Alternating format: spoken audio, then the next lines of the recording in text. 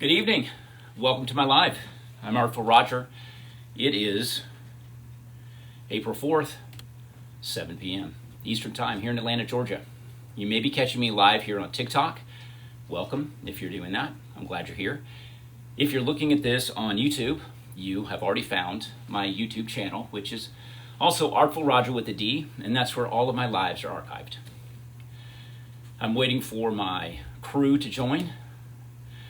Pat, welcome. I'm seeing some names I recognize from comments and from lives before. And guys, I took a little bit of time off from lives. I think we haven't been on here since last week, maybe, last Thursday. But yeah, just getting back to it.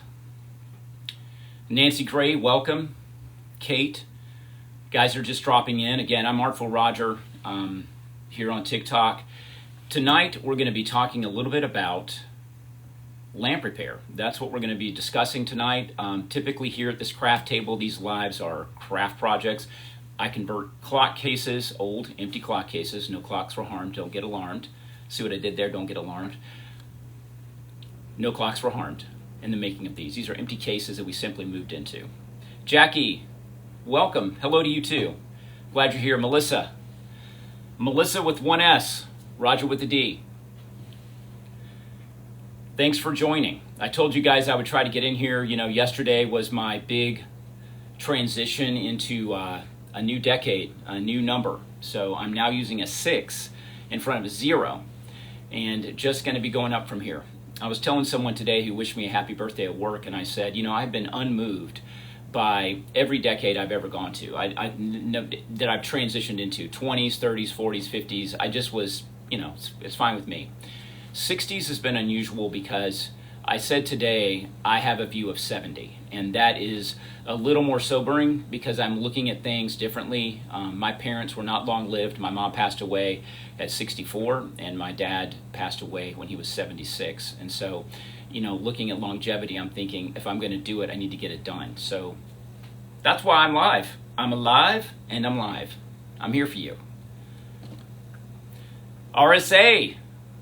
Yes, Jackie, welcome to the 60s. I think about that song from, the birthday old man. I think about that song from Hairspray, hey mama, look at me, and it's welcome to the 60s.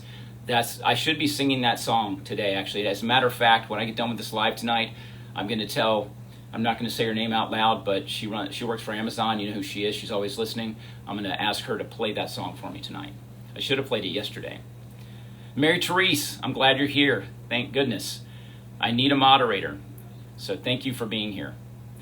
Tammy, thank you for welcoming me to the club. Yes, I've not been depressed. I've not been sad.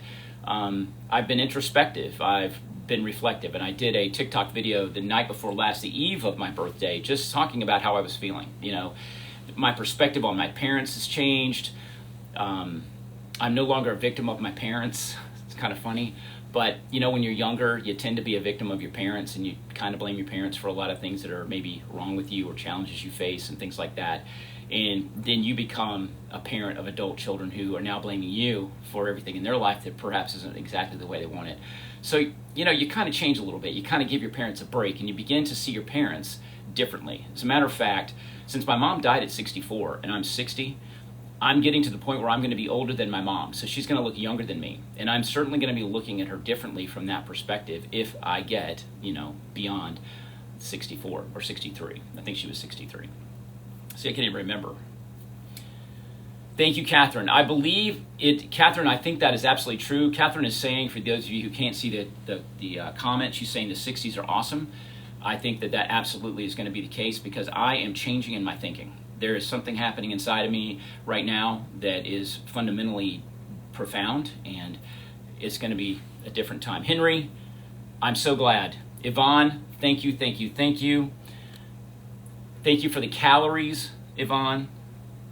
You know what I'm saying. Marie, welcome. I like the little crescent moon. That's awesome. Yeah, it is Chicky, and thank you for your comment. A lot of you guys that are on here tonight left me comments on my birthday, my pre-birthday video.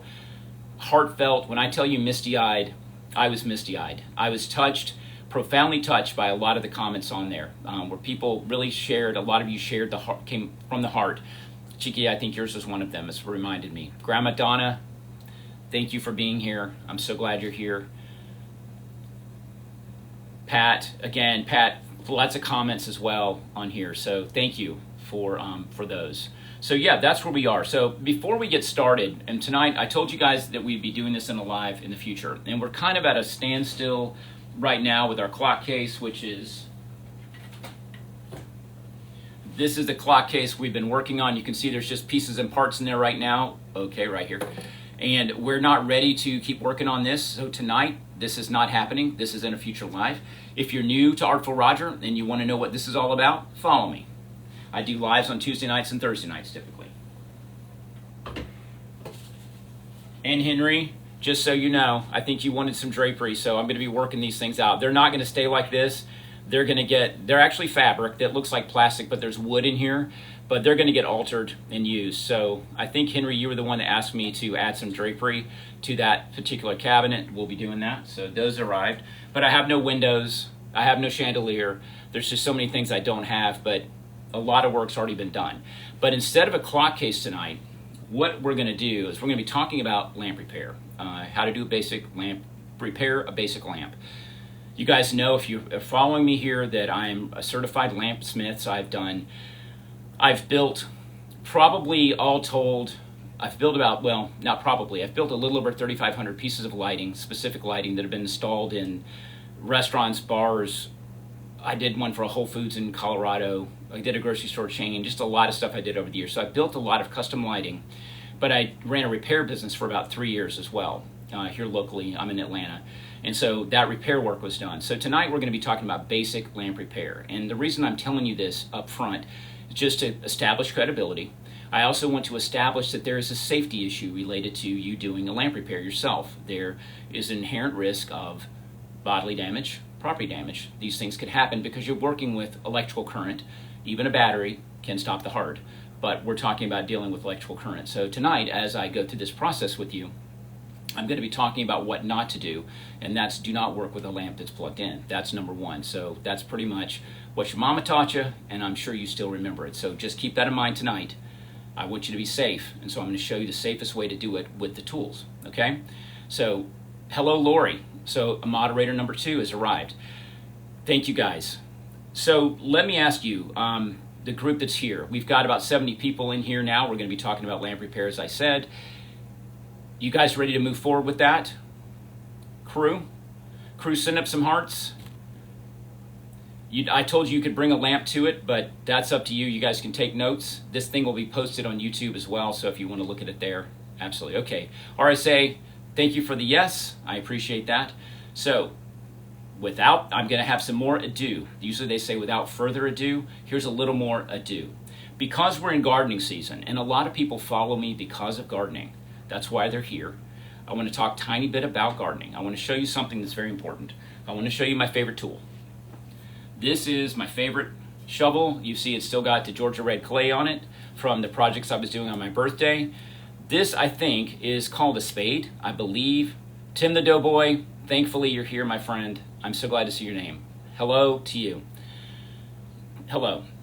So yeah, this is my favorite one. So if you are going to be digging holes to plant shrubbery, any kind of plants, weeding, get yourself one of these. I can say this, I am 60 years old and I have been gardening for decades. This is probably shovel number 4.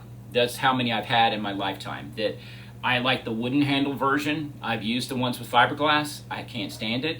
I have one and it's not being used. But these guys, this is the easiest thing to use for digging a hole. So I highly recommend you get one of these and stop using a scoop shovel, which I have one of those too.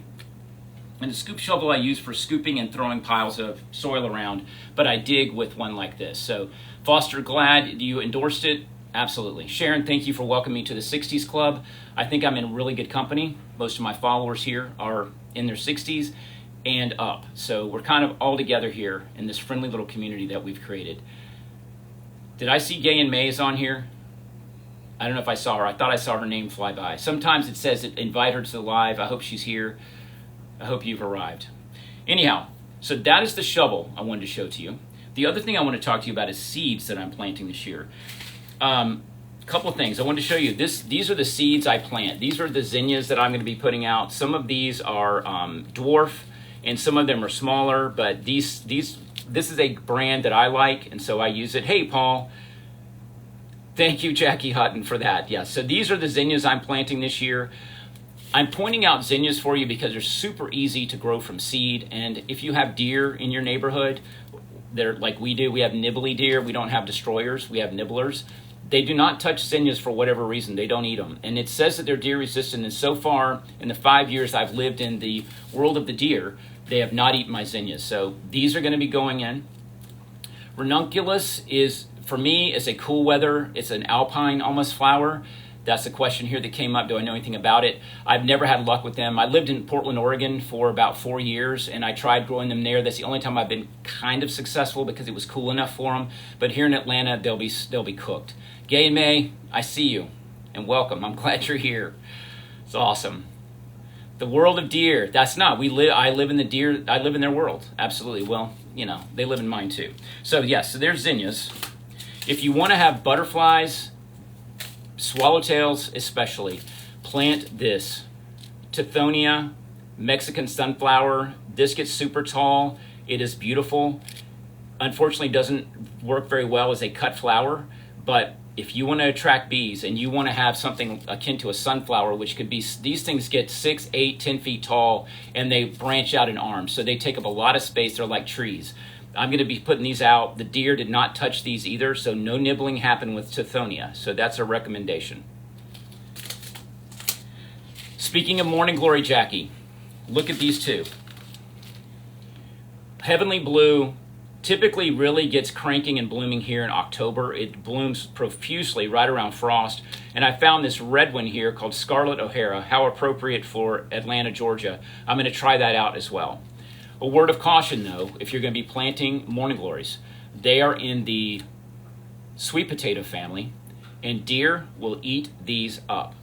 I had them in my yard year one here. They were beautiful, covered in buds. I was so excited, and I went out one morning, and there was nothing left. There was just some twigs sticking out of the ground. The vines were completely eaten. So these I'm going to be planting on my deck in a container. They're going to be trained onto an arbor, and I think I'm going to put them onto the railing of the deck this year because they don't hurt the deck railing, but the deer won't come up on the deck. I have never seen red either, Jackie, and so there you go. Let me show it to you. Whoops, here you go. So if you're excited about this, I am. I don't know how well it's going to do. It's called Scarlet O'Hara, as you can see. It looks like cypress vine to me. You know, cypress vine is a beautiful scarlet red flower, but it's very, very tiny. So yes. So morning glory, when they bloom, they are stunning. Absolutely love them. So the blue ones especially.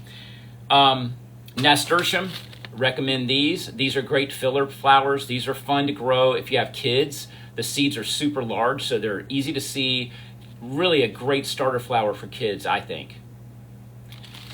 So Charity's asking, I'm sorry I'm butchering your name, 1987. She says, I can't get clematis to live. Be certain if you're planting a clematis that you're shading the roots, the base of the vine. I have mine planted underneath roses, a drift rose that's very thick, and there's a layer of pine straw mulch above it as well that's fluffed up, but it completely keeps that soil cool. What I found is if the sun heats up the soil around the base of a clematis, the clematis will die. So some of my others, I have a container close by that keeps that root area in shade all the time, so it's perfectly shaded. If you don't have it shaded, I recommend you do it. The red ones I found at Fairy Morse. I think I picked these up at Home Depot or Lowe's, one or the other. So it's at a big box retailer. The rest of these came from a local nursery. But yeah. Yeah, you can have the vine in direct sun. You just have to make sure the lower portion of the vine, the root portion, is in shade. So like I said, mine's growing up a wall, and I'll do a video about this later. If you're following me, just follow along. I'll post a video. But the vine is up the wall in full sun, but the roots themselves are shaded. That base of the plant is underneath the rose up against the wall. So I hope that makes sense. Yes, in Phoenix, yeah, that's right. Without shade cloth, you can't do much of anything in Phoenix. You can't even grow a tomato in the summer, which I found out from my friends who live there. Marigolds, they reek. You know what they smell like. I think they're the most charming. Groovy, my goodness, where have you been? Hello to you. Flannel Dad is here. This isn't flannel, but it's close. It looks like it. So I'm planting these in the far part of my garden that's far away from my house, kind of where you would enter from the woods. And the reason I'm doing that is because I'm hoping that the smell of these will keep the deer. The deer might come in and go, you know what, it stinks here. Let's leave. Let's go to the neighbor's house. So hopefully this is a deterrent. We'll see what happens. And finally, on the seed kick, I found this amaranth.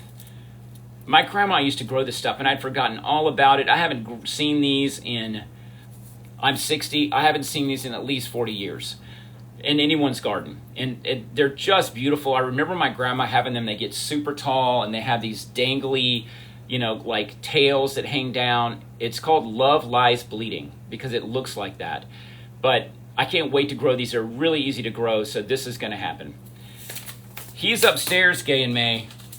He might pop in. I'm not sure. He is working on our taxes. So he's probably up there not having such fun, for sure.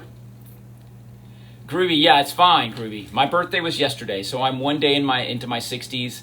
I can still say I'm 60. But, a year from now, I'll be saying I'm 61. It's all good, though. I'm totally good. So, that's my gardening shtick. I am done with gardening, so we're going to move on to basic lamp repair. Everybody got their seatbelts fastened? We're going to talk about some basic wiring and basic sockets. Audio City hang a window box of marigolds on my fence to keep the deer out. Oh, they did. Okay. I will continue to say that I'm 29 plus 17. Yes, Marie, I think that's super smart. Make people do the math. Kelly, thank you. I appreciate that. And guys, does it hurt? Groovy, you've got so many years, my friend. You know what? By the time you're my age, I probably will be, pushing up marigolds, literally from under the ground, doing this. Instead of planting them, I'll be on the other end of the spectrum. So if you see them at that time in your life, Groovy, if you see a marigold, think of me. Say, I think that's Artful Roger. He's pushing that up so I can see it. Because that's what I'm going to be doing. All right, let's talk about lamp repair. Let's get in there. I look pretty good. Yeah, you look pretty good. Not good, but pretty good. I'm teasing you. Totally fine. All right, lamps. This is the kind of lamp we're talking about. This is just a basic lamp. Okay, so this is what we're talking about tonight. And this is what we're going to be talking about rewiring. A lot of people have these in their house. Yeah, thank you. I'm not pregnant. Not pregnant. Don't look at either. So anyhow, this is the basic lamp we're working on. Just a simple keyed socket, and the reason we call it a keyed socket, because this switch is called a key. So this is a keyed socket. And this one is probably a 3-way socket, and you know what that means as well, with standard cord. Before we jump in, though, to wiring this, I want to talk to you guys about polarity, what electrical polarity is and why it's important. You probably already know from working with batteries and things like that batteries are positive and negative. And electricity in a house is the same way. We refer to electricity in a house typically as hot and neutral.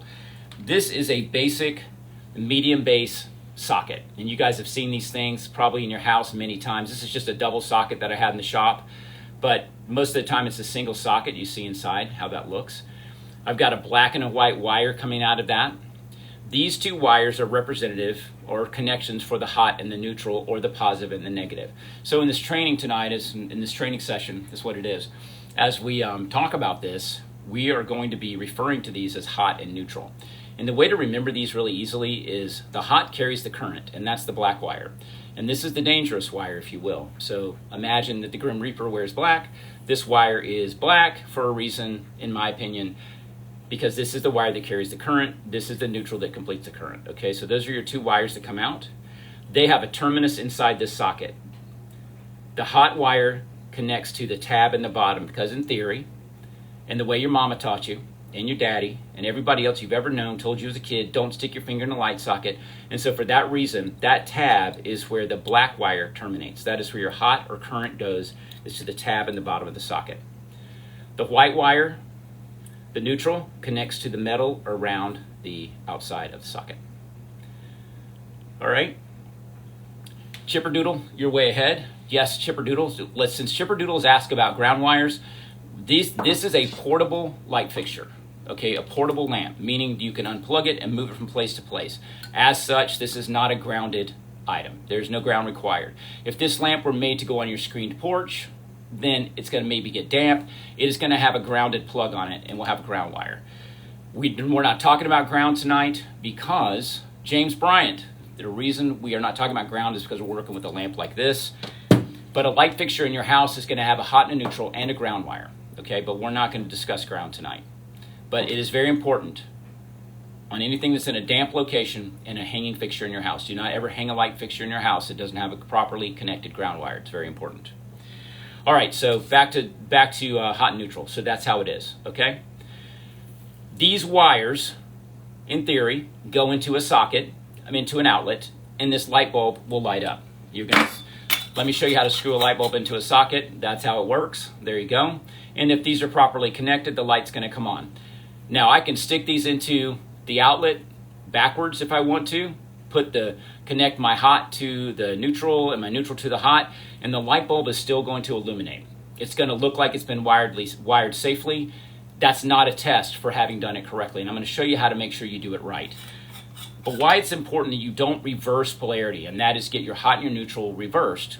The reason that that's not good is because if you accidentally connected your hot to the side and your neutral's now in the bottom, this is where your current is now, and when you put a light bulb in there, as soon as the metal touches, now your hot or your current is right here where your finger can touch it. So that's why it's so dangerous, and it's very important that if you're going to do this project that you wire properly so that your polarity is correct and that you have your current in the bottom of the socket, never on the side, because you are going to get hurt, okay? No one can answer me.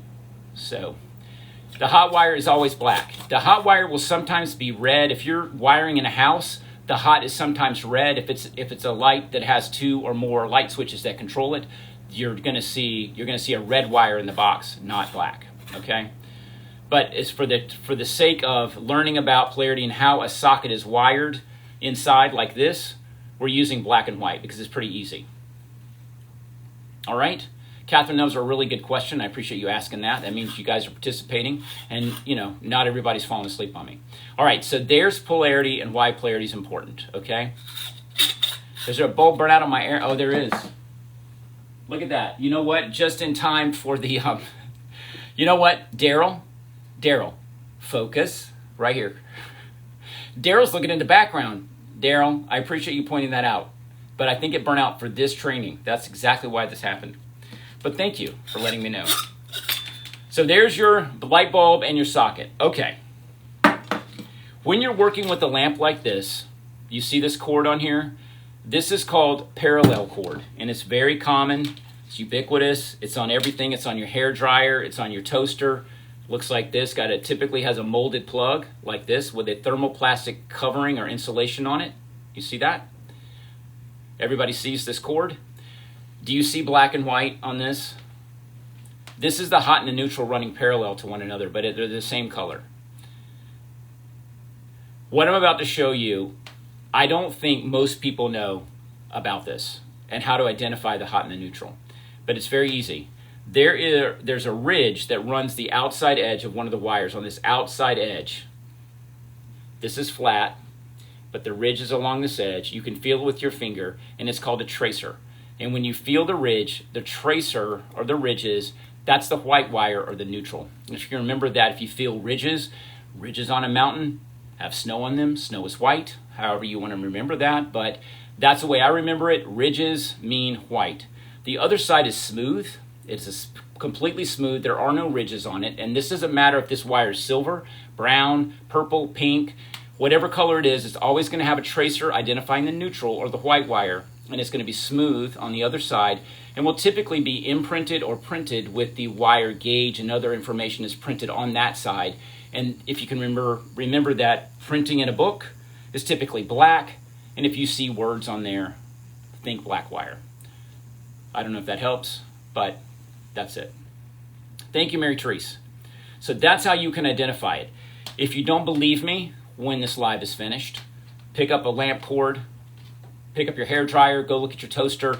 Everything's going to have ridges, and you'll have to use your fingernail or your finger, but you can sometimes you can see it on some parallel cord. You can see the ridge, but remember, if you feel the ridges, ridges are on a mountain, ridges have snow, snow is white. That's your neutral. Okay, that's how you identify.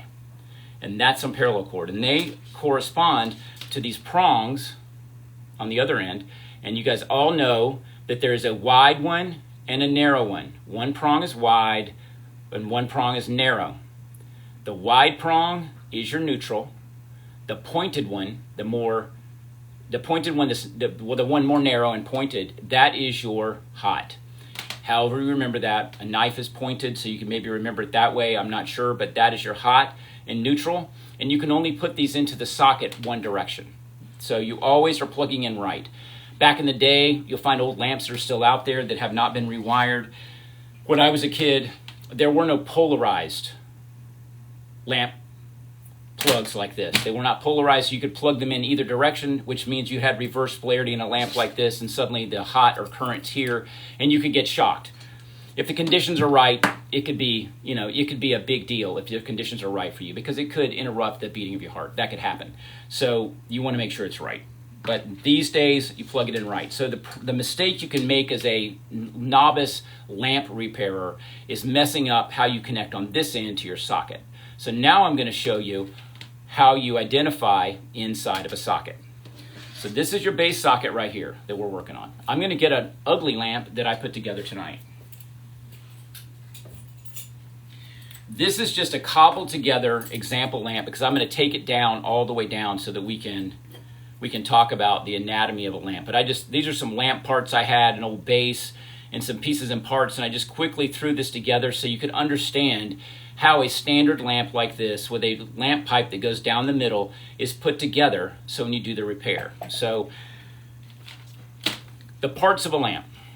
This is called a harp. This is where your lampshade connects. This part right here. This is the harp.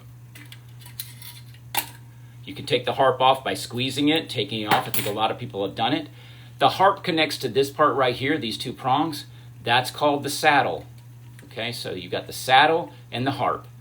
This is the socket we talked about earlier. This part is the lamp body. This is the lamp base. Typically on lamp bases like this, you're going to have a cord exit, and it always has a bushing. So if you're ever doing a lamp repair, make sure you have a plastic bushing in here to protect your lamp wire insulation. It doesn't get cut or torn off.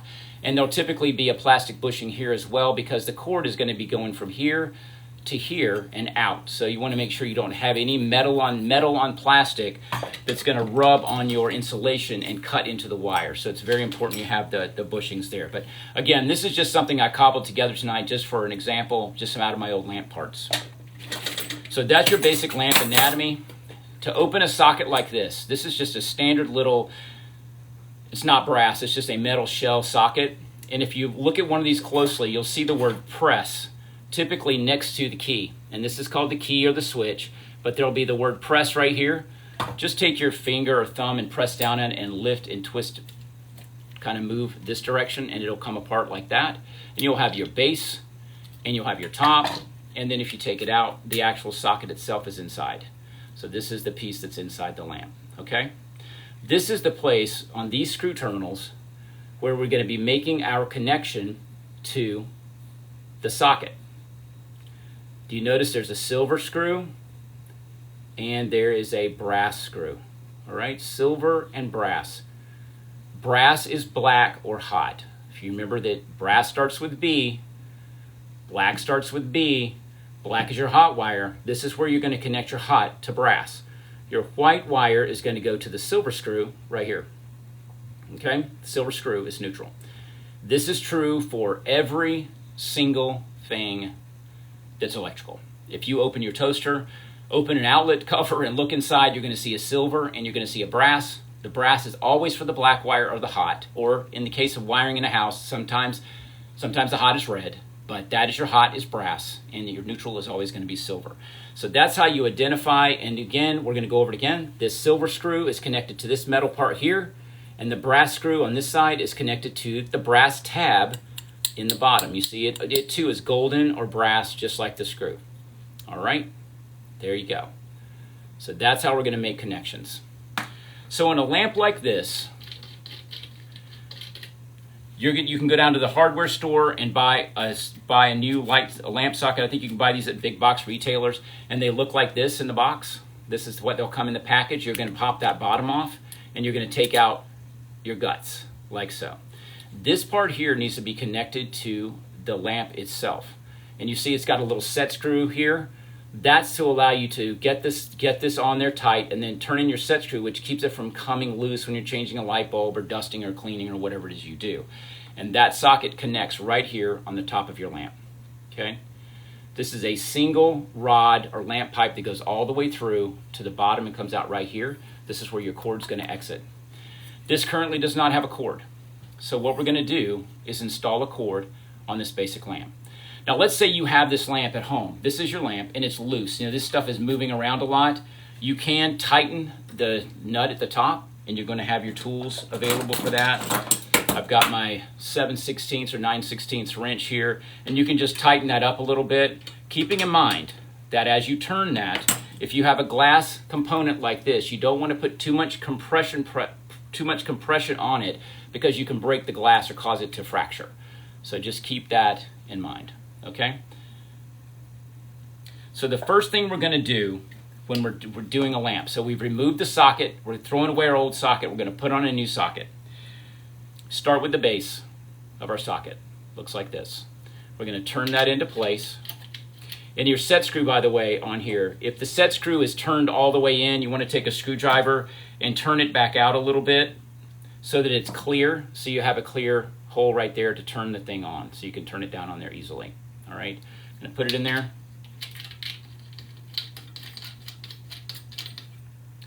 And once you have it on there, I turned it all the way down. You don't have to turn it too much. If you have a set screw, that's the beautiful thing about it. You don't have to turn this so tight if you have a set screw, because I got it right to the point of where it stopped, and I'm going to turn the set screw in tight. But if you don't have a set screw, you want to make sure your base is on there really tight by holding the base part of your lamp and turning the base of your socket. So I'm going to turn that on there nice and tight. So my set screw's in place, so I've got my base on. So the next thing I want to do is put my cord in. And lamp cord like this, guys, you can buy this stuff at Home Depot or at Lowe's. There's also a retailer online called grandbrass.com, Grandbrass, Grand Brass. They're in Massachusetts. They have lamp supplies and nuts and bolts of every kind you can imagine when it comes to lighting. You can build your own chandelier from the stuff that they sell. So it's a really great supply house for you. So what I'm going to do, since I'm going in backwards because I want to have these wires come out the top, I'm going to start feeding them through the bushing here. Bring my wire through. Again, this is where the plastic bushing comes in handy, because if I had metal on plastic, it could tear the insulation right off the wire. And if you tear off your insulation, don't use electrical tape. Don't do that. Get a new lamp cord, or cut it, or do what you have to do, but don't put any electrical tape on your wire. It's just not safe. So I'm feeding this thing through. There's my wire. You see how easy that was? There's that. And this is the easy part. All right, so we have this much cord coming out to work with. This is where we're going to make connections. Now, you need to make a knot in this, because what you don't want to have happen is if you accidentally pull on your wire and you're pulling the cord and it pulls this all the way through, it puts stress on your connections on your screws. So you want to do a knot here at this part. Tie this into a knot. And there's a knot that you tie there. It's not just any old knot. It's called a UL knot. And I'm going to see if I can show you guys how to tie a UL knot on here. It's like making a pretzel. So you're going to take your wire and hold it flat like this. You're going to turn one wire down like that on the front of the parallel cord. Okay? You're going to take the other one and you're going to go the other direction, and you're going to twist it down onto the back side. So you're making a pretzel. So one goes across the front, one goes across the back. Okay? That's how you do it. Then what you're going to do is take one wire and go through the loop of one, and take the other wire, go through the loop of the other, like so, and you're going to pull like this, and you've got this nice knot that'll go underneath the socket, and both your lead wires are the same length. Okay, you see how that is? That's called a UL knot. And the reason you want to use a UL knot is because if you tie a granny knot here, one wire is going to be shorter than the other. You're not going to have this evenness here. So the UL knot is your little secret and you can always tell. Whenever I did lamp repairs, I knew that it had been to an amateur's house or somebody had tried to do it themselves, because typically you don't find a UL knot in someone, because most people don't know how to tie a UL knot. You've seen it. If you want to learn it, go to YouTube. There's probably other videos on there, but my video will be there as well. And once I tie my UL, I'm just going to pull my cord back down and I'm seating my UL knot. So you see how it's just staying right there? It's not going to go through. It's ready for me to do some wiring. I'm going to pull the excess through like that. So this is where I want to pay attention to my screw color, my silver screw, and my brass screw. And then I want to identify my hot and the neutral. So I'm going to feel for my tracer. You know, and you can mark this earlier if that's easier for you. So right now I'm having a tiny bit of trouble finding my tracer, and this could happen. I think I found it, but I'm not sure. Let me show you a tool you might want to purchase. This is called a continuity tester. It's made by Sperry, looks like this, has a little sharp point on one end, and it has an alligator clip on the other. And a continuity tester is just a simple circuit. When you touch these two together, the light comes on. It's a simple circuit you can use for testing things. This is not something you plug into a light socket. It's not something you test a lamp with after it's plugged in. This has nothing to do with household current. It's a AA battery and a simple little light that comes on, but it's for testing. So let's say I was having trouble identifying my hot and the neutral. I can go to my plug, and I already know that my neutral wire is the wide blade. I'm going to take my alligator clip. I'm going to clip it onto my wide blade like this. I'm going to take my pointer, and then I'm going to go to my wires and I'm going to touch. Oh, there's my neutral right there. See the light came on? If I touch it to the hot side, it does not come on. So that helps me identify which one's which with this simple current. If I switch it over to the hot side, again, the light's going to come on here. So that's how you identify your hot and the neutral. So I was right. I did find the proper wire. So this is going to be connected to my silver screw. That's my neutral. So the next thing you want to do is take a screwdriver and open your screw terminal. These are called screw terminals on your socket body. So I'm just turning them out a little bit. They're open. I'm taking my wire here that's exposed. I'm turning it over my screw like that. And now I'm going to tighten the screw. Keep in mind that when you're doing this, your screw turns righty-tighty, lefty-loosey. You know about that, so you turn to the right. When you put your hook over, hook in the direction of the way the screw turns, okay? If you put it the backwards way, when you turn the screw down, it's going to mess your wire up. So always hook in the direction of the screw's turn. So I'm turning to the right, so you're going to hang the hook over in the right direction. That way, when you tighten it down, it grabs that wire nice and tight, and it did it. So there we go. I'm creating a hook on this one, and you can do the hook gently with your hand like that, like I did there. Or you can do it with tools. You can have a pair of pliers like this and do it if you want to. That's up to you. So I'm going to take it and put the hot onto the brass screw in the same direction. I'm hooking it over so that it goes to the right. Follows the motion of the screw as I tighten it.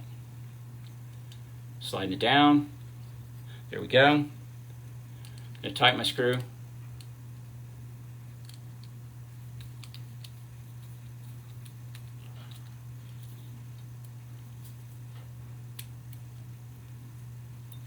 And there it is. So that one is connected as well. So both sides are connected. Then we're going to pull our cord down tight. There we go. Doing, doing. It's up at the top. This is where we're going to fit the cover on. Make sure you always have the cardboard sleeve inside. You see that to protect it. You do not want to put this on there without this cardboard insulator, because if you don't have it, then your screws could touch metal, and if they touch metal, it's going to short out. So I'm sliding that on there. You see what I did? Then I'm going to gently push down.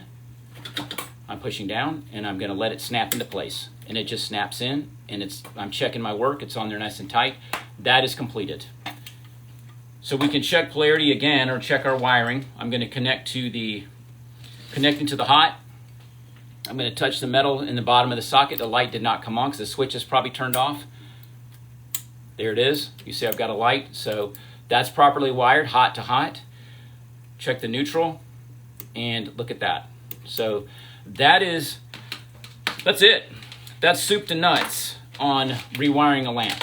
I think getting one of these, this is on Amazon, the Sperry Continuity Tester, is a great tool to have if you're doing it.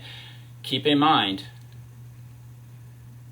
that, oh wow, I just have the angles. I didn't know there were more parts to it. Yeah, I'm not sure what the angles are. Yeah, Heidi, I'm glad. I hope you do it. Yeah, and get yourself one of these. Little B, there's nothing to be afraid of. Do you notice that this lamp is repaired? I haven't plugged it in at all tonight. I haven't plugged it into any power. I don't know if this light bulb works, but we can plug it in and see. This light bulb could be burnt out. It's an old incandescent. Yep, it works. So do you see what we did here tonight? We properly wired it, and we did it using this tester. So get yourself one of these if you're going to be doing it. It just saves your butt. It protects you. You can do all your testing with a battery-powered flashlight battery doing this rather than dealing with 120 volts and however many amps this is. I don't know. But you don't want to have that happen. You don't want to mess with power. Never plug and unplug to test your wiring. I wouldn't recommend it. But it is very basic and very easy, and that's on a keyed piece like this, a simple socket with a key or switch. Yes, you can fix it. What you need to do, retired, is get yourself another one of these. You just need to change it out. You probably can just buy a brand new 3-way socket, and if the shell is in good shape, just take off the shell. You're just going to pop that shell off that we did earlier. Let me show you. I'm going to hit the press part here. This is where it gets difficult. And just take off your shell and replace just this part of it here. Just replace this. Because something's wrong inside, and these are so inexpensive, you might as well just get a new one. You mean just this black plastic part, Henry? If that's what you mean, you can change this to metal or something like that. You can buy different ones to go on there, yeah. Jackie, I hope you do it. I hope you give it a try. Yeah. Quilting Bug, thank you for that. I'm glad that you guys find some value in it. Yeah, I think it's just a basic skill. And knowing how to identify your hot and your neutral on a parallel cord is something most people don't know. And I could tell you stories, but I'm not going to tell any stories because who I tell the stories about may know I'm talking about them, and I don't want that to happen. But yeah, we all learn somewhere, and I can't remember where I learned that. Years ago, I discovered about polarity. But yeah, that's it. And then you put your harp back on. And there are people that don't know how to do this harp thing. And it's just a spring. It's all it is. I had to write instructions for the company I'm at. I had to write instructions to go with the lamps so that people knew how to use a harp. But that's it. That's how you do it. So you did know how to identify. That's awesome. I'm glad you did. But now you know how to identify your hot and your neutral on your screw terminals. You know, silver is neutral and your brass is hot or black. You know, that's how you do it. It's pretty easy. But always, always, always do it unplugged. Do not work with anything plugged in at all. And don't plug and unplug to test your work and let your breaker be your test. It's just not good. I've taken a couple of zaps. Things have burned. You know, I've had things burn, lamp sockets burn and things like that. Sometimes in repairs, you don't know what people did to things before you saw them. And, it looked good to me. It tested out, but when I plugged it in, it was a kaboom. Like tonight, it could have done something, but, we'd have been live. He made it to 60. Rest in peace. Oh, the tester is called a continuity tester.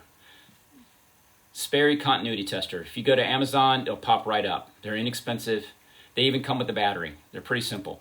Again, these have nothing whatsoever to do with an outlet. So you're not sticking this into an outlet. You're not doing anything with an outlet. This is just a simple circuit to make sure, it's current or it's continuous. That's what continuity means. Is it continuous? Like here's the screwdriver, and if I touch, look, I've got the alligator clip connected to this part. And if I touch this, it just tells me that this is connected and it's conductive. It's conductive, metal's conductive. So it's telling me the current's complete. So that's all it is. And this little cover, I usually take it off of my tester because it doesn't really matter. Working with a battery, you're not going to get hurt by this. But there's a cover on there nonetheless. Yeah, the multimeter is another tool you could use. Absolutely. This is just a super simple tool that anybody can use, but a multimeter, you have to be taught on that. But if you're only using a multimeter to get a connection to make sure you've got a completed circuit or it's continuous, then a multimeter would work as well. How do you convert something into a lamp like a vintage tea kettle? Well, RSA, I will tell you that. Oops. I will tell you that that is something, my shovel just knocked down my lights. That is something we probably could not do on this live. It would be severely complicated. It's just would take a lot of time. And the reason he's asking that is, this is one of my pieces. This is the same concept, guys, of what we just saw. Very similar concept. You've got your wire going in right here from, you see it's, I've got the plastic bushing going in. Inside this can, there's a junction with a switch. There's the switch right there. So the junction of the wires happen inside this old coffee can. That's all insulated in there. And then the wire coming back out from the switch is the one going into the percolator.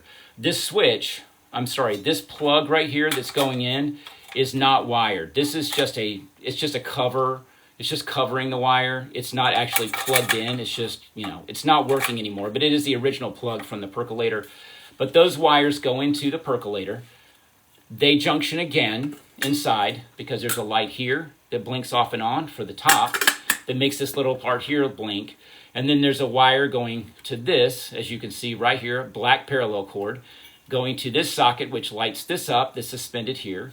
And then there's another right here socket that lights this up. This creation is called Rocket Fuel or Java Rocket. I've made hundreds of these, and they are probably all over the world at this point. The reason they're so short is because a long time ago, one of my clients, I made them taller, and she said, I want one that I can fit underneath my kitchen counter, and I started making them very compact and smaller because I sold a lot more once I did that too, because they were too tall, because people were buying them and sliding them by their coffee maker. So that's what it is. Yeah, you can try your hand at it. This project right here, because I built so many of them, I'm really good at it, especially this old Manning Bowman percolator. I really know how to work with these guys because I've done so many of them. So it's just so complicated. It would be hard to teach on this in this kind of a forum. I'd have to do this in person if I were going to show you, and this would take days to learn. There's so much you have to learn about it. I want to say something about percolators while I'm showing this too. I do not have any problem taking these percolators off the market. I notice a lot of younger people, like millennials and all, are really excited about these, and they find them and they start making coffee in them, and they're like, oh, this is so good. The reason, guys, I would tell you to be cautious with these things, because I work with, I'm not kidding, literally hundreds of these I've worked with over the years, all kinds of brands of these vintage percolators. So I've turned them into lamps like you see. These have raw, unprotected aluminum parts inside of them. And what I notice as I work on these things, there's massive corrosion. The percolators have been used for many years, and the heat and the alkalinity of the coffee has caused a leaching, and the aluminum is gone from inside. You can see there's parts of it missing, like acid eroded it and ate it away. I believe that aluminum was in those people's coffee. They drank morning after morning, whatever they did, they drank aluminum. It was in their coffee. Don't make coffee in these old percolators. The new percolators are either going to have stainless steel or they're going to be lined and sealed so that you're not having the risk of having aluminum in your diet where you're drinking it every day. So that's my word of caution. So when I see these things out, I grab them up. I turn them into a lamp. They're much safer this way. I would tell my kids not to make coffee in an old percolator. Just don't do it. It's not worth it. However, that said, if your percolator is stainless steel, and you know for a fact it's stainless steel on the inside and all the parts are stainless steel, move forward with glee, drink all the coffee you want. I'm just telling you, be very careful. Even though this is a stainless exterior, the interior of this and the basket and the other parts that come out to be washed, they were all aluminum. They're aluminum parts. You can't see them, unfortunately, because they're underneath the stuff that I did, but that's it. Little B, I thought of that. I didn't know much about it when I first started making percolators, and what Little B said is, wow, think of how many people drank coffee out of those percolators. Absolutely they did. And we don't know what the ramifications are of that. I remember my mom in the 70s buying Club aluminum. You may remember that brand. She loved Club aluminum. They were really big cook pots. They were heavy. The frying pan, I mean, they weren't heavy. That was the deal. They were big, and you could put a lot of food in them, but they were lightweight because they were aluminum. But it was unsealed, so, and now you can't find that stuff anymore. I don't know where it all went. Maybe it got recycled. I have no idea. But think about that. Acidic tomato sauce, things like that. Who knows? I'm just saying, use stainless steel. Be cautious. It's better to be prudent, I think, than to do that. So, yes. I didn't drink a lot of coffee when I was a kid, so that's how I got here. I'm just kidding. But anyway, so that is that in a nutshell. But this is the same concept on this as well, on this percolator. So that's one of my little creations.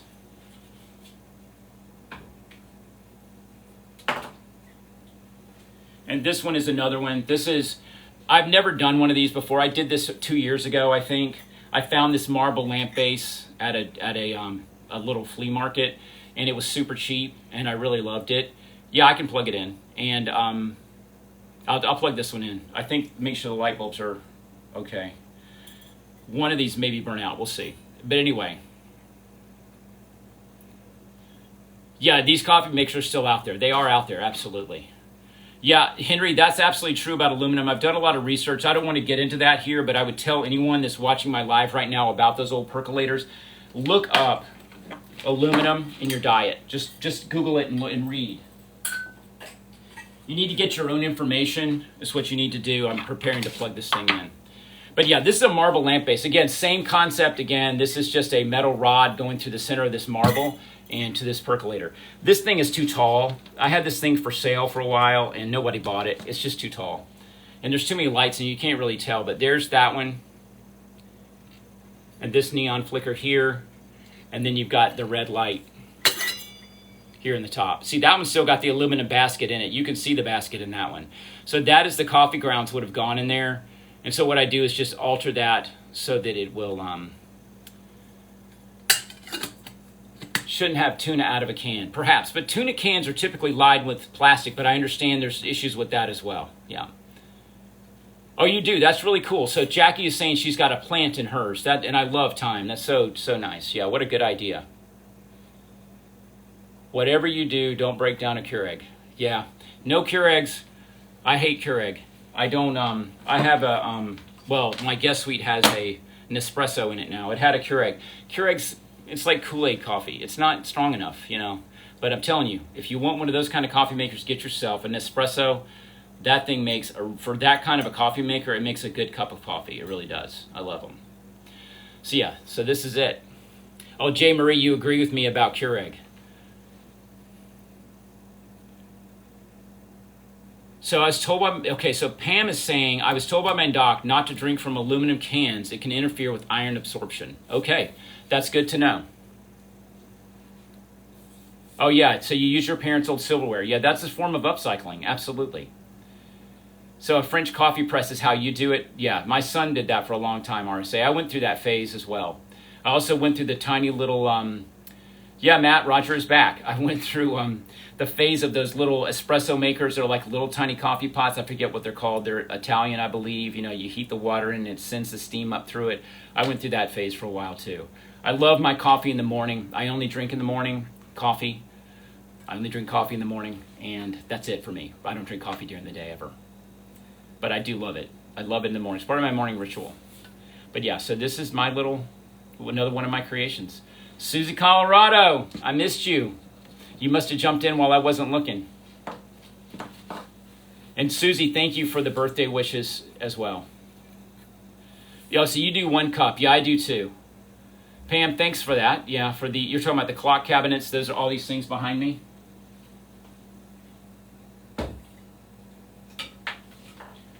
I have to clean up the messes I make down here after these lives because stuff's everywhere now. It's just whatever. And I've got to shovel down. Shovel took light with it. So that you're going to loose leaf, okay. Yeah, tea, I do tea sometimes during the day in the winter. And that time has passed now. So you, Catherine, you drink coffee all day. Yeah, some people do. Chipper, I'm glad you enjoyed the how-to. I'm glad I was able to share it with you guys. I really am. And we finally got to do that. You like the plant behind me? Are you talking about down here? This thing? This. You talking about this? Do you like this plant? Isn't this plant pretty? Look. Isn't that plant pretty? Yeah, this is all fake. All fake. But, you know, for that, you know, I call that inch plant. I know people have another name for it. I just never feel comfortable calling it by the other name. but the inch plant is fake. But this replica is what I call it. This was not cheap. This was some expensive replica. I can't believe what I paid for this, and I was going to use it in the set decor, but it just it's too big. It just doesn't work. But if this is the plant you were talking about, you knew it was fake. Yeah. No, you didn't. You thought it was real. You thought that plant was real. Rob Roy, my goodness, where have you been? Wow. I mean, seriously, I think that it took my breath when I saw your name. I haven't seen you on here in forever. It's good to see you. I'm glad you joined. Well, I didn't do a live Tuesday night, and because it was birthday eve, so I was kind of, I was in my reflective mood on Tuesday. So tonight, I was like, let's get back in here and make this happen and talk to some people. I know, Marie, you're right. I'm surprised. It's like somebody saw the burnout light bulb in my arrow. It's like, wow, everybody sees it, sees the things in the background. But my coach, my advisor, was on here earlier, and I think she may not be on the live anymore, but she will get in contact with me after my lives typically and tell me things to notice, because she said they do. That's what people look at, the background. So that's what they do. Chipper, I knew you would. Chipper, I knew it. I miss you too. I knew you would. I thought about you. I honestly did on Tuesday. I thought I hate to do it to Chipper, because I imagined Chipper waiting by her phone for me to turn the live on, and I thought I just can't do it. I just was in I was just in a reflective mood. No big heart party on Tuesday. I had no party.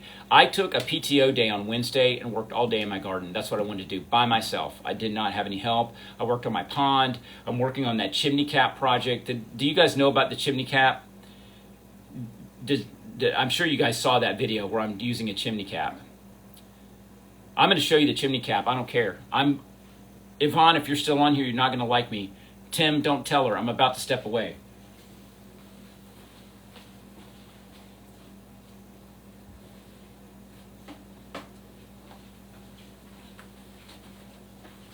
So guys, this is the chimney cap.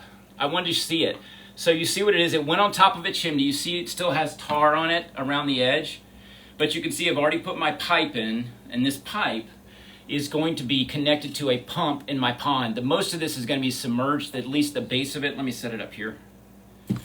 So this will be, the water will be to here. Yeah, Tim, thanks for, the last time you said, Yvonne, he left the set. Anyway, this... That always cracks me up. The water's going to be to here. But what I did with this, because it went on top of a chimney and basically, smoke or whatever came out here. I don't know what came out of this thing. Hopefully nothing toxic and gross. Probably was. But because it's hollow all the way down, I had to seal it. And I've made a cavity. This part down here, you can see there's a bottom here, and the pipe comes out right here.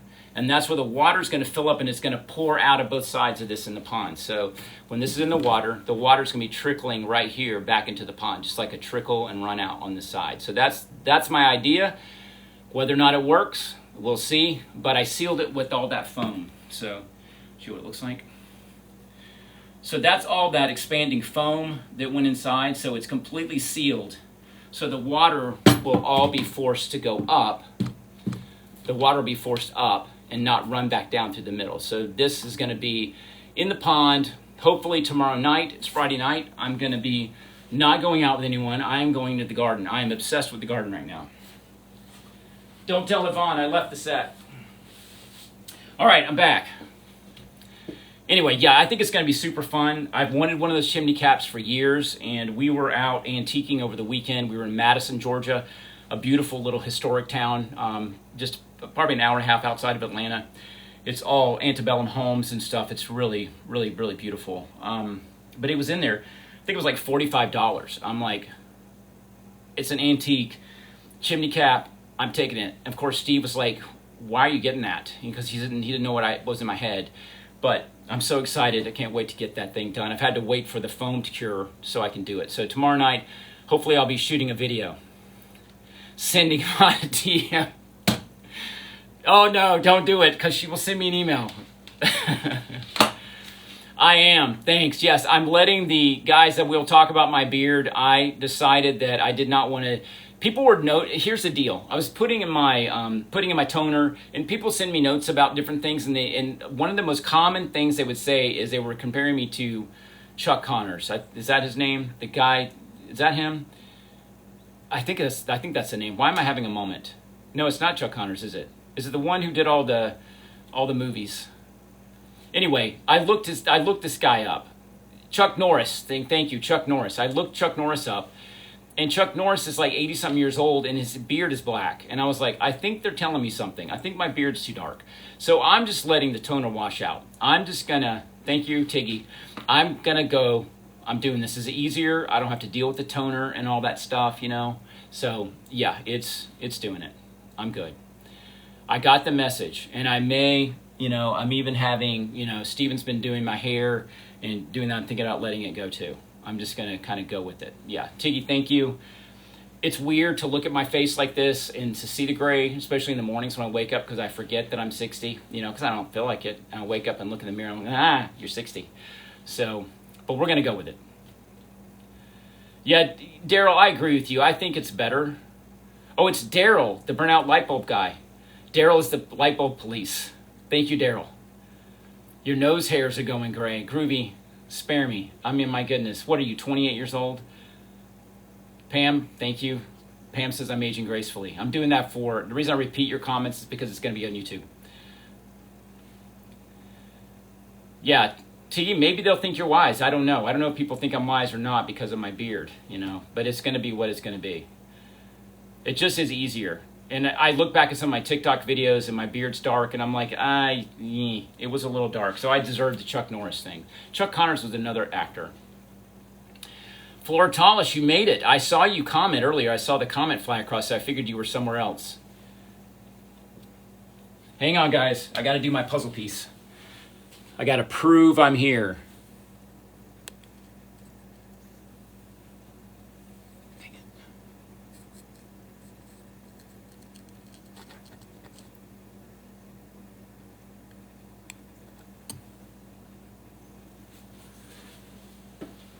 I apologize. Every time these lives go about an hour, they require me to slide a puzzle piece. I'm not joking. Lori, thank you. And I don't look like Chuck. I'm glad I got to see that comment because I appreciate that. Chuck Connors is the rifleman. Anyway, I have to slide a little puzzle piece with my finger over to another, make it fit, and it has to be perfect. Yeah. You know the puzzle piece too, Jay Marie, so you do live, so you know what it's like. Yeah. And they used to not do that, but I think it's because people leave lives running, you know. And, you know, hamster's in a wheel, and the hamster can't do the puzzle piece, so they shut down the live. Yeah. Yeah, so you understand. Yeah, it's kind of, and the way my phone is up there, it's kind of a pain in the rear. But anyway.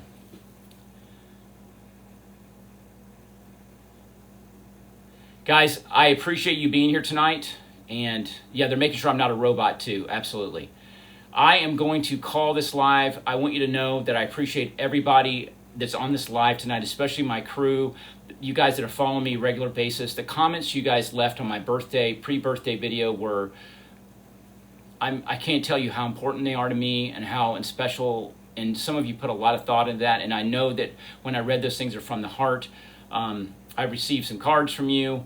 I found out that my home address is not too hard to find until I get to delete me and fix all that, but you know, that's what it is. But I appreciate you guys, I certainly do. I look forward to seeing you in a live soon. It's been great seeing you. And they are heartfelt. Thank you, guys. Gay and May, thank you. Good night, Pam. Melissa with one S. Roger with a D. Appreciate you as well. I'll be in touch, guys. Take care. See ya.